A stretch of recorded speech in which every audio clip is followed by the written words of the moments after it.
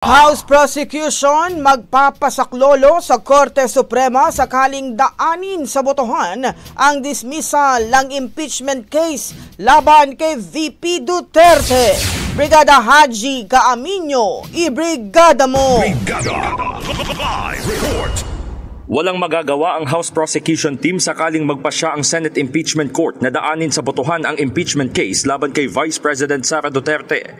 Sa pulong balitaan ngayong araw, sinabi ni House Impeachment Spokesperson Attorney Antonio O. D. Bucoy na magpapasaklolo sila sa Korte Suprema kung ibabasura ng impeachment court ang reklamo nang hindi dumadaan sa paglilitis.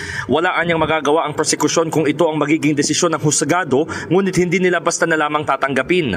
Kahit na meron pang maghain ng isa pang motion para sa outright dismissal ng walang trial ay hindi umano mapipigilan. Paliwanag nito, Korte Suprema pa rin ang magsisilbing final arbiter hindi sa judgment ng impeachment court kundi sa judicial review sa naturang hakbang.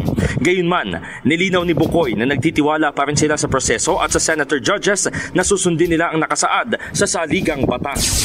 In the heart of changing lives, ako si Brigada Haji Caaminio ng 105.1 Brigada News FM Manila, the Music and News Authority.